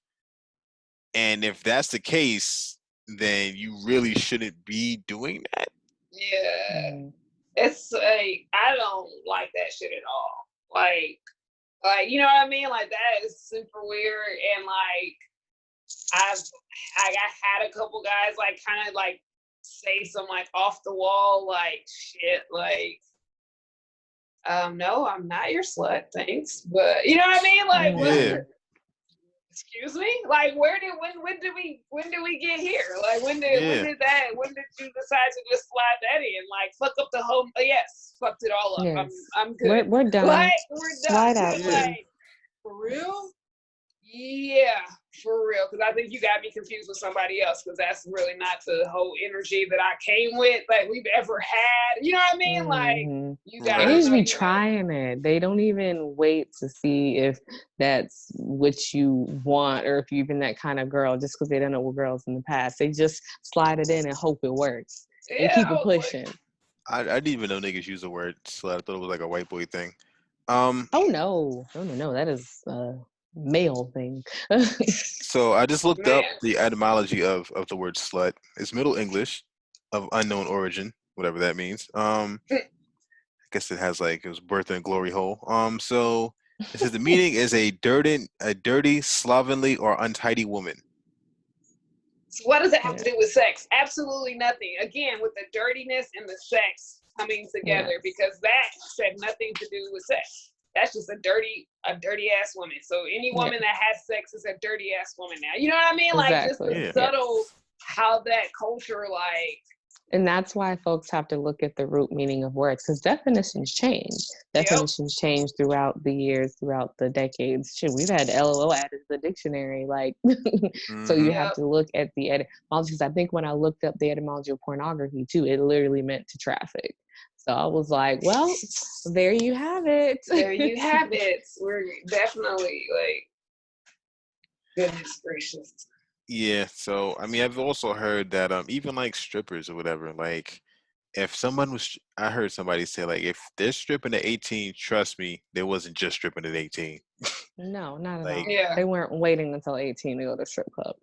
Yeah, and even like, you know, to go back to the pedophilia thing, I'm just thinking about like some of the phrases that people would say, like, "Oh, you're getting so big now," or "Oh, you're a big girl," or "Uh-oh, you're about to be legal." Like, excuse me. Like all of that. Yeah, I'm even thinking about like when I first got on Twitter, like 2009, and this girl, I think she was just turning 18, and I didn't have no interest in her. But again, I think it was just the custom to like say, like, oh, somebody's legal now, you know, whatever. Mhm. I think I said something goofy like, guess I could shoot my shot now. Well, not shoot my shot, but I said something. I don't know what I said, but it was not. Yeah. It was not appropriate. But And it is a custom, yeah, especially because that like, legal word.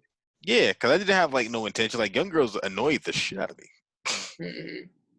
But it's a culture. It's Yeah, the it culture. is. Like 18, like, oh, we can, like, the prey is legal. Like somebody like just like they're just sitting there salivating, waiting. Even if you're not, like, even if that's not what you're doing, it's just the culture of like, damn, now it's like, I don't know, something's turned on, but I don't even want that. But it's just the fact that it's 18 and I can't have it now. Exactly. I gotta say something about it, or I gotta like address it, or I like. It's that forbidden fruit.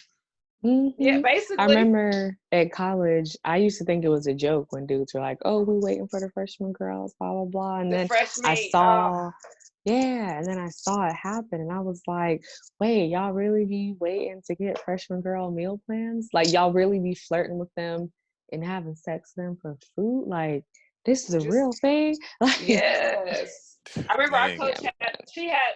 my coach had that talk with me when I was like a freshman there. Like, she was like, so I know, she was like, you're pretty and, you be careful with the, with all the boys here because they like the freshmen. They call you fresh meat and then this and that. And I was like, what? Because I was just always so oblivious to how easily other people were manipulated because that wasn't me.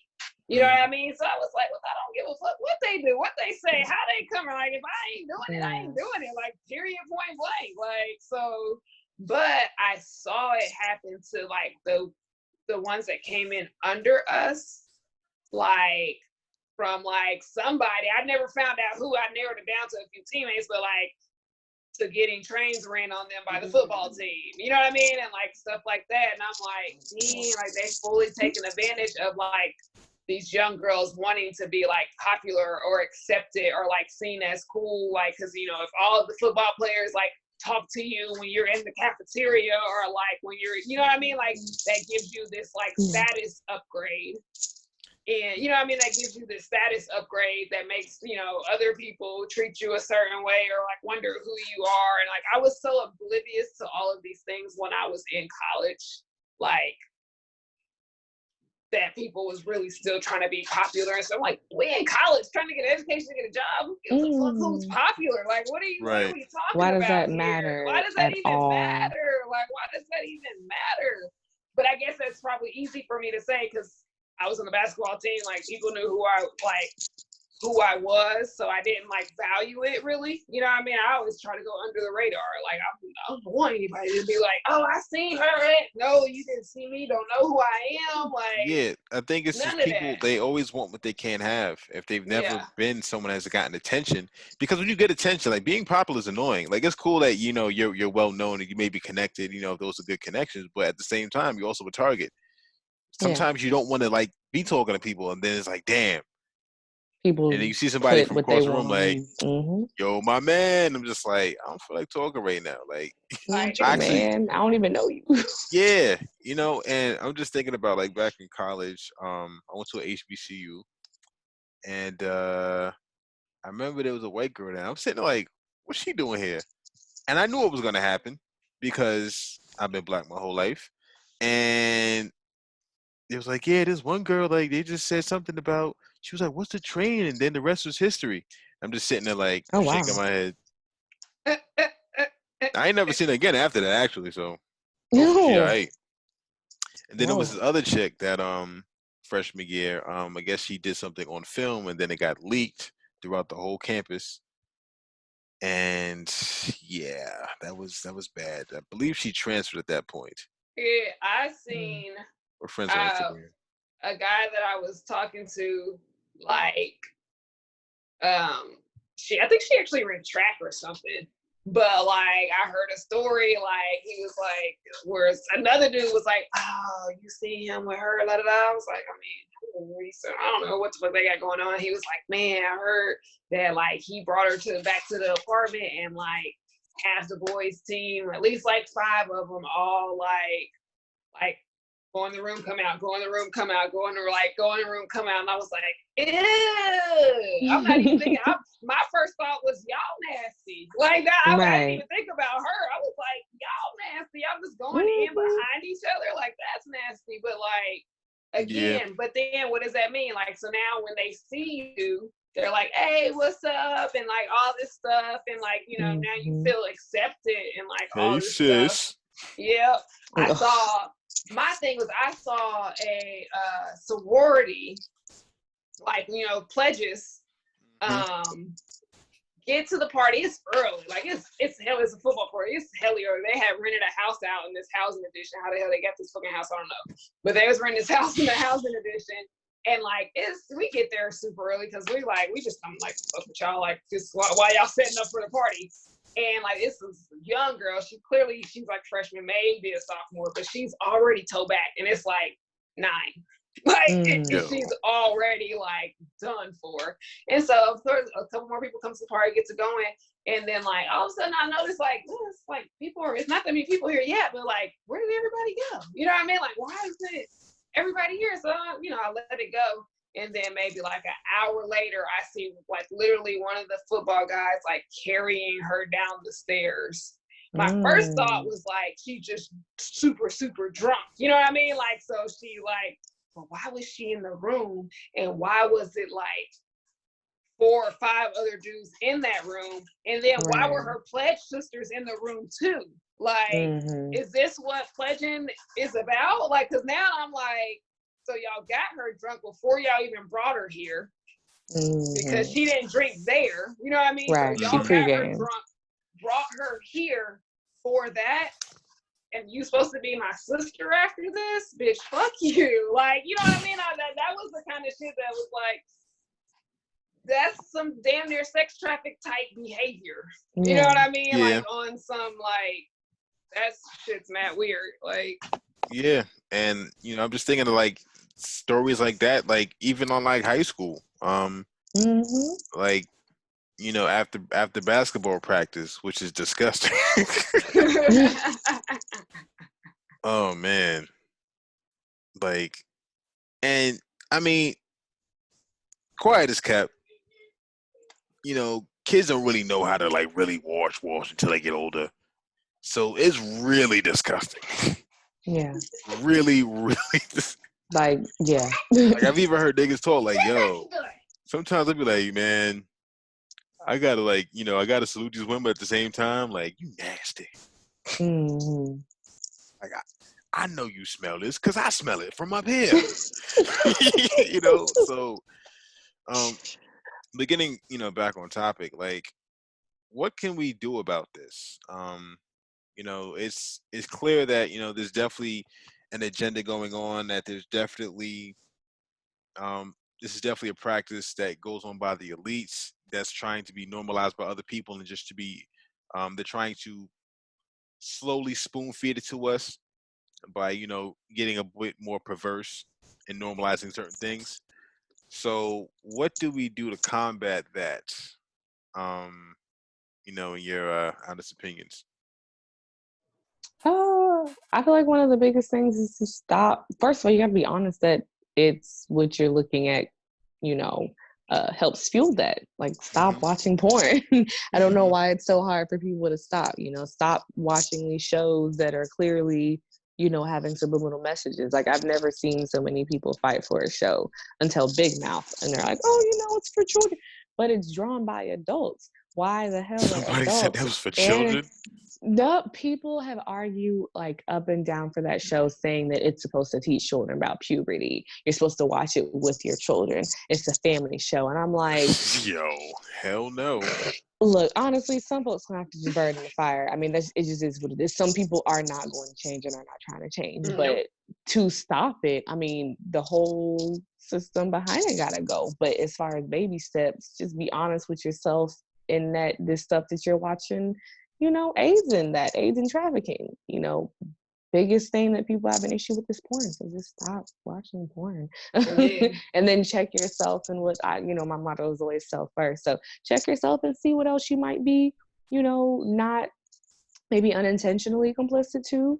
Check your boys, your girls, because a lot of, you know, guys just kind of let their homeboys slide and disrespect. Same thing with girls. They'll let their, you know, girlfriends be in situations or, you know, not speak up whenever something's going on. So just open your mouth.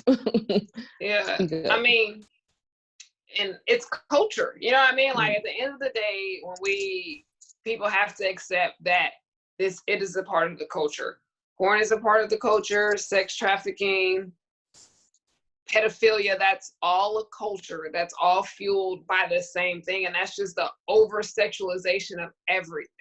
Like sex is something sacred. Like, you know what I mean? Like that is not, should we be recording it for other people to watch? Period. You know what I mean? Is that something that should be done? Is that something productive at all? No, it's not. Like what good does it do for someone to be watching you have sex? Like what good does it do for you to be watching someone else connect with someone else? Like there's no good in it. It's only more degradation. It only leads to more issues, more, like we said, from men becoming desensitized, you know what I mean, to want to try all these crazy, like disrespectful things with women. And like, it's a part of the culture. So like, you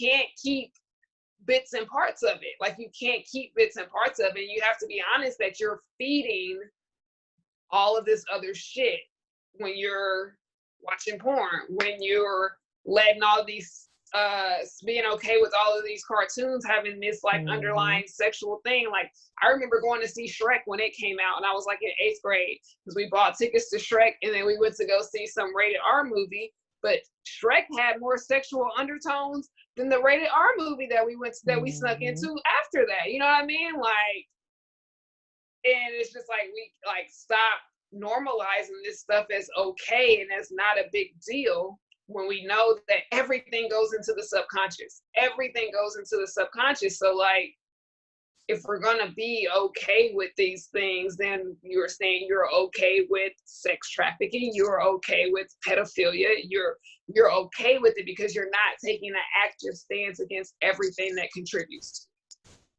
So you're being complicit. Like I'm not saying you're doing it, but you're being complicit in it, and you're benefiting from it because you enjoy whatever part of it or whatever it is, or whatever part that you enjoy of whatever I just listed.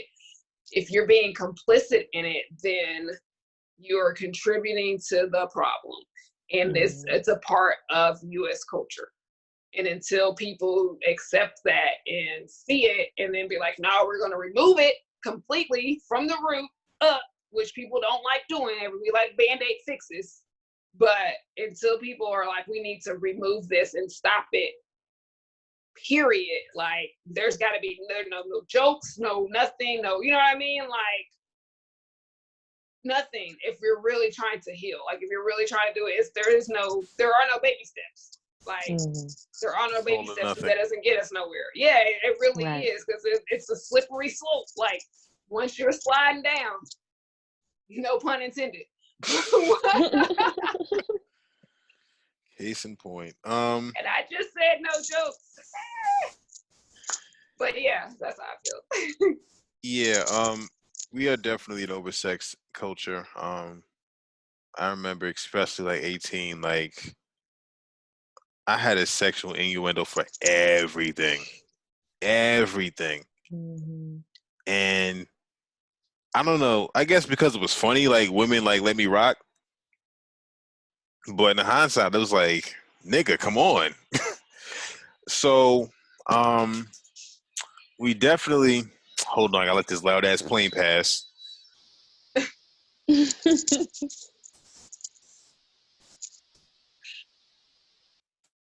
Yeah, going on my ass. Niggas is still flying. Hey man, listen. So, you know, we really have to understand that this whole cycle, this whole system is breeding this behavior.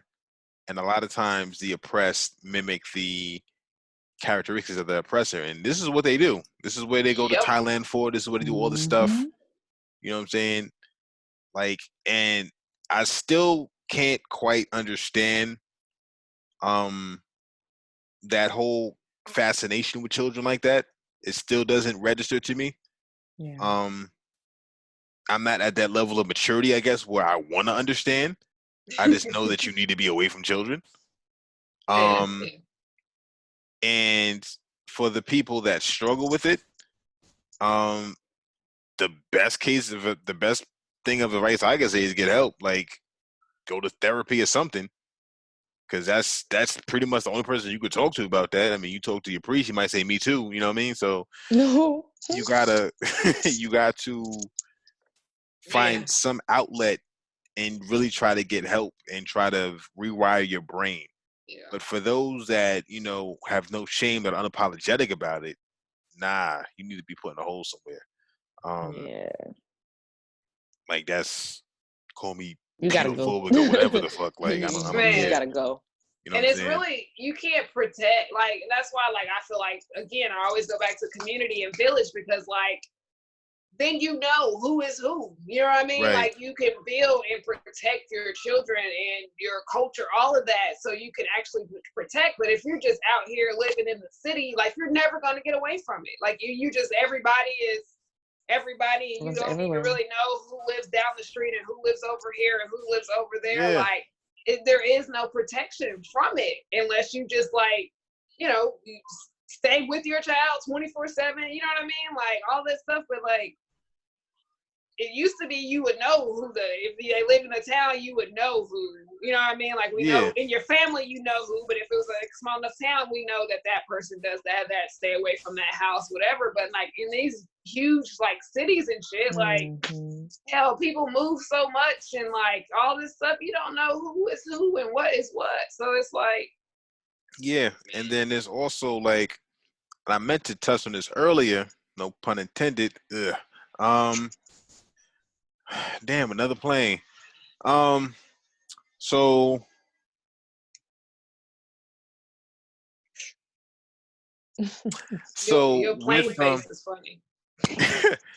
So foster care is like a child trafficking hub. Oh, it really is. It really is. Foster care is its own topic. It's, man, that's where the sex traffickers go.